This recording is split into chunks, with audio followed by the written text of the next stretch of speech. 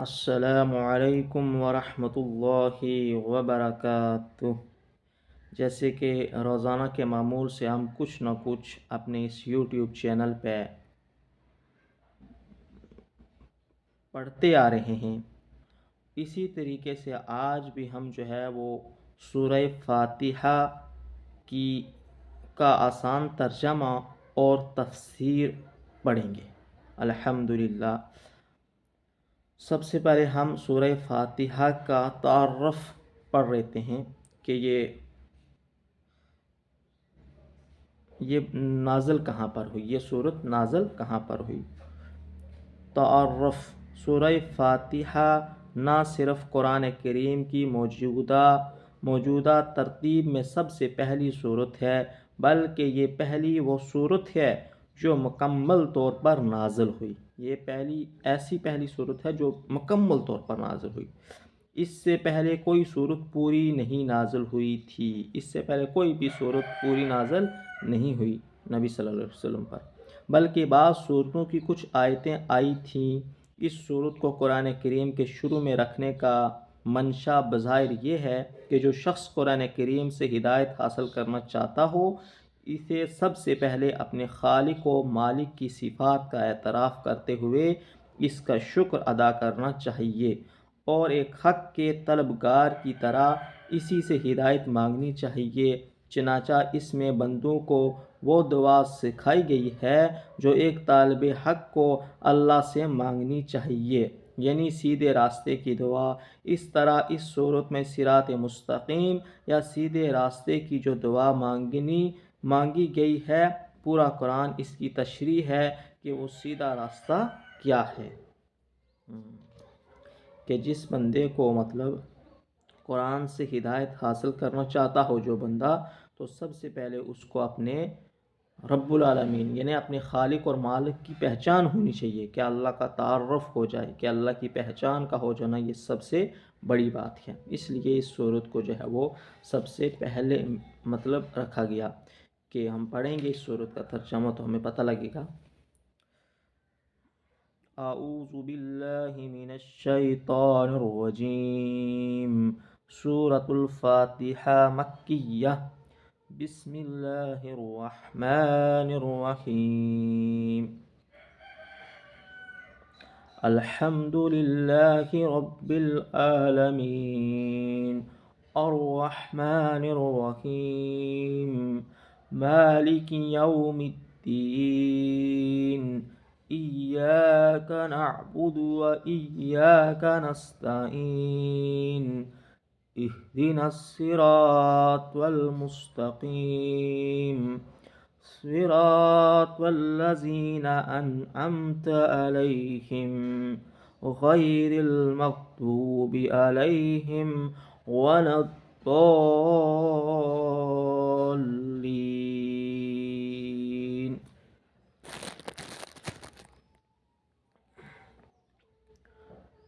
سورہ فاتحہ مکی ہے اور اس میں 7 آیتیں اور 1 رکوع ہے۔ بسم اللہ الرحمن الرحیم کے معنی شروع اللہ کے نام سے جو بڑا مہربان نہایت رحم کرنے والا ہے۔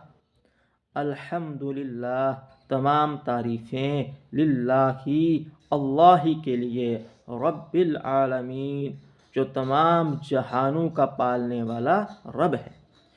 الحمدللہ رب العالمین کا ترجمہ کیا ہوا کہ تمام تعریفیں اللہ کے لیے ہیں جو تمام جہانوں کا پالنے والا ہے، یعنی تمام جہانوں کو پالنے والا کون ہے؟ اللہ ہی ہے۔ الرحمن الرحیم کے معنی بڑا مہربان نہایت رحم کرنے والا۔ الرحمن بڑا مہربان، الرحیم نہایت ہی رحم کرنے والا۔ مالک یوم الدین، مالک یوم الدین، یوم دن ہوتا ہے، الدین یوم جزا کے دن کا مالک۔ مالک یوم الدین کا معنی ہوا یوم جزا کے دن کا مالک۔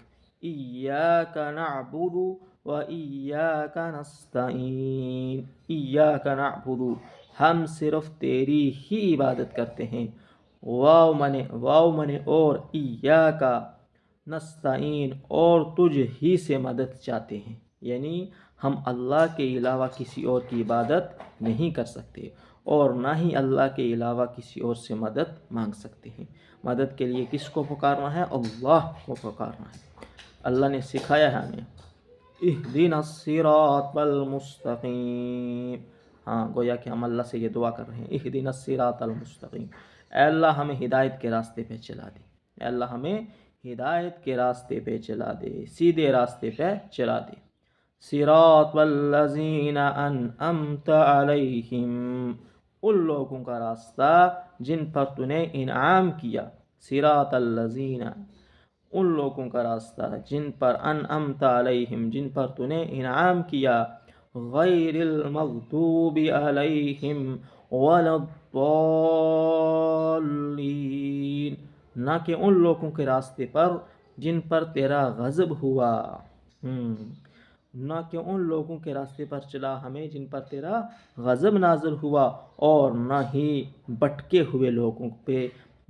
ہوئے لوگوں کے راستے پر، یعنی جو لوگ گمراہ ہو گئے، بھٹک گئے، ان کے راستے پر ہمیں نہ چلانا، بلکہ ہمیں سیدھے راستے پہ چلانا، جو حق راستہ ہو اس پہ چلا۔ اللہ سے ہم دعا کر رہے ہیں۔ یہ تھا اس کا مطلب ترجمہ۔ اب ہم اس کی تفسیر دیکھیں گے۔ عربی کے قاعدے سے رحمان کے معنی ہے وہ ذات جس کی رحمت بہت وسیع یعنی ایکسٹینسو ہو۔ مطلب عربی کے قاعدے سے اگر ہم رحمان کے معنی دیکھیں گے تو اس کے معنی کیا ہے کہ وہ ذات جس کی رحمت کیا ہو، بہت وسیع ہو، یعنی ایکسٹینسو ہو، بہت وسیع ہو، یعنی اس کی رحمت کا فائدہ سب کو پہنچتا ہو۔ مطلب اس کی رحمت سے مطلب مسلم بھی اور غیر مسلم دونوں فائدہ اٹھاتے ہوں، یہ ہے رحمان کے معنی، یعنی بہت وسیع رحمت جس سے مسلمان اور غیر مسلم سب مطلب فائدہ اٹھاتے ہوں۔ اور رحیم کے معنی ہے وہ ذات جس کی رحمت بہت زیادہ یعنی انٹینسو ہو۔ اور رحیم کے معنی کیا ہے؟ ایسی ذات جس کی رحمت بہت زیادہ یعنی انٹینسو ہو، یعنی جس پر ہو تو مکمل طور پر ہو۔ رحیم کے معنی ہے کہ وہ ذات جس کی رحمت بہت ہی مطلب زیادہ ہو اور جس پر ہو اور وہ مکمل طور پر ہو۔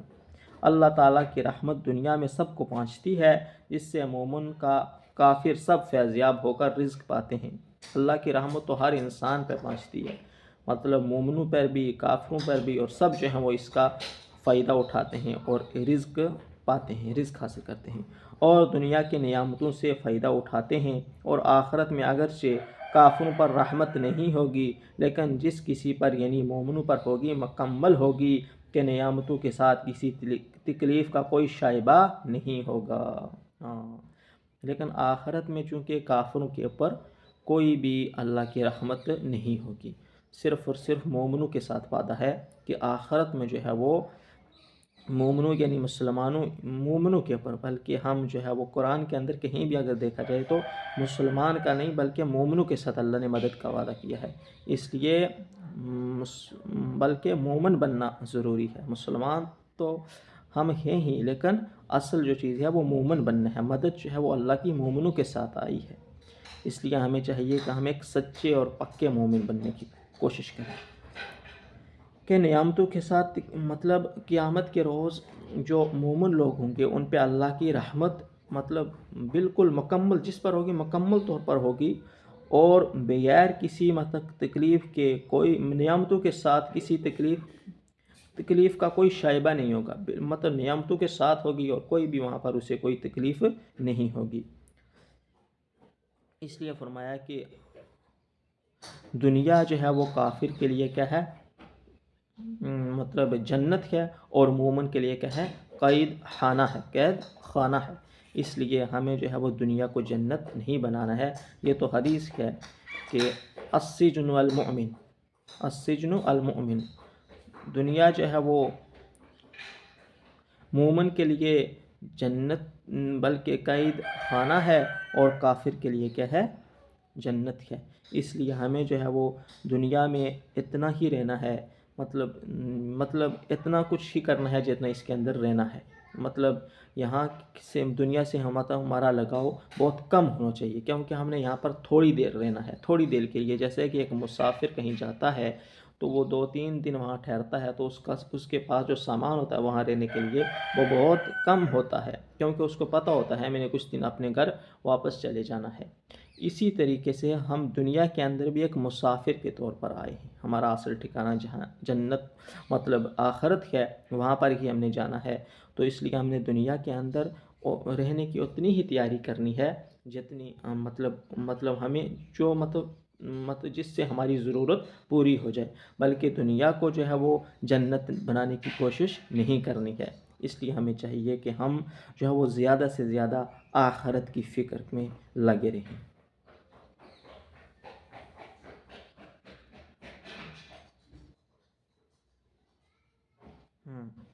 رحمان اور رحیم کے معنی میں جو یہ فرق ہے اس کو ظاہر کرنے کے لیے رحمان کا ترجمہ سب پر مہربان اور رحیم کا ترجمہ بہت مہربان کیا گیا ہے۔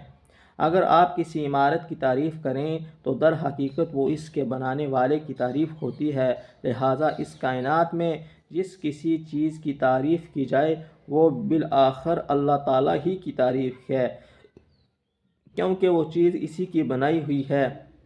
تمام جہانوں کا پروردگار کہہ کر اسی طرف اشارہ کیا گیا ہے۔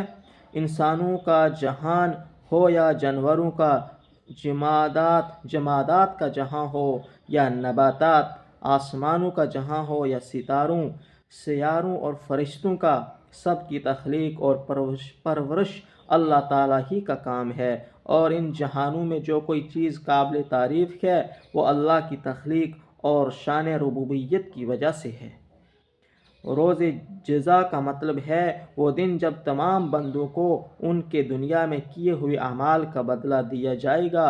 یوں تو روز جزا سے پہلے بھی کائنات کی ہر چیز کا اصلی مالک اللہ تعالیٰ ہے، لیکن یہاں خاص طور پر روز جزا کے مالک ہونے کا ذکر اس لیے کیا گیا کہ دنیا میں اللہ تعالیٰ نے ہی انسانوں کو بہت سی چیزوں کا مالک بنایا ہوا ہے۔ یہ ملکیت اگرچہ ناقص اور عارضی ہے تاہم ظاہری صورت کے لحاظ سے ملکیت ہی ہے، لیکن قیامت کے دن جب جزا اور سزا کا مرحلہ آئے گا تو یہ ناقص اور عارضی ملکیتیں بھی ختم ہو جائیں گی۔ اس وقت ظاہری ملکیت بھی اللہ تعالیٰ کے سوا کسی کی نہیں ہوگی۔ یہاں سے بندوں کو اللہ تعالیٰ سے دعا کرنے کا طریقہ سکھایا جا رہا ہے، اور اسی کے ساتھ یہ واضح کر دیا گیا ہے کہ اللہ تعالیٰ کے سوا کوئی کسی قسم کی عبادت کے لائق نہیں، نیز ہر کام میں حقیقی مدد اللہ تعالیٰ ہی سے مانگنی چاہیے، کیونکہ صحیح معنی میں کارساز اس کے سوا کوئی نہیں۔ دنیا کے بہت سے کاموں میں بعض اوقات کسی انسان سے جو مدد مانگی جاتی ہے وہ اسے کارساز سمجھ کر نہیں بلکہ ایک ظاہری سبب سمجھ کر مانگی جاتی ہے۔ اس سے ہمیں پتہ چلتا ہے کہ مدد جو ہے وہ صرف اور صرف کس سے مانگنی ہے؟ اللہ سے ہی مانگنی ہے، کہ جب بھی مدد کے لیے پکارنا ہے تو اللہ کو پکارنا ہے، اللہ کے سوا کوئی کسی کی مدد کر نہیں سکتا۔ اللہ چاہے گا تو ہمارے کام بھی بنیں گے، اللہ اگر نہیں چاہتا تو ہمارے کام بھی نہیں بنیں گے، اس لیے ہمیں اللہ کو پکارنا ہے۔ اس لیے فرمایا کہ اللہ چاہے تو اللہ جو ہے وہ اپنے غیر کے بغیر ہر کچھ کر سکتا ہے، سب کچھ کر سکتا ہے، لیکن جو اللہ کا غیر ہے وہ اللہ کے بغیر کچھ بھی نہیں کر سکتا۔ یہ ایک بہت بڑی بات ہے کہ اللہ جو ہے وہ اپنے غیر کے بغیر سب کچھ کر سکتا ہے، لیکن اللہ کا غیر اللہ کے بغیر کچھ نہیں کر سکتا۔ اس لیے ہم سب کو چاہیے ہم جب بھی مدد مانگے، کوئی چیز بھی مانگے تو کس سے مانگے؟ اللہ سے مانگے، کہ جیسے صحابہ کرام رضوان اللہ تعالیٰ علیہم اجمعین کا معمول رہا تھا کہ وہ جب بھی مدد کے لیے پکارتے تو کس کو پکارتے؟ اللہ کو پکارتے۔ کہ نبی اکرم صلی اللہ علیہ وسلم نے ہمیں جو طریقے بتائے ہیں کہ جب کسی چیز کی ضرورت پڑے 2 رکعت نماز پڑھ کے اپنے مسائل کا حل کرواؤ، یہ جو ہے وہ اصل چیز ہے کہ ہم بھی جو ہے وہ ایسے ہی بن جائیں کہ ہم بھی ہمارے مسائل کا حل بھی جو ہے وہ 2 رکعت سے ہو جائے۔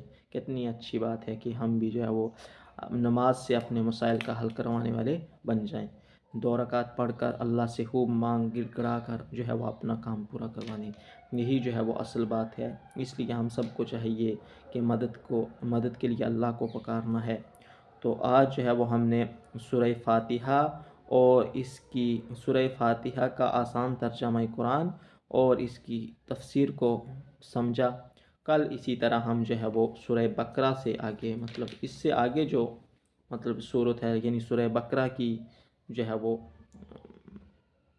مطلب ترجمہ پڑھیں گے اور اس کی تفسیر بھی پڑھیں گے الحمدللہ۔ جزاکم اللہ خیر۔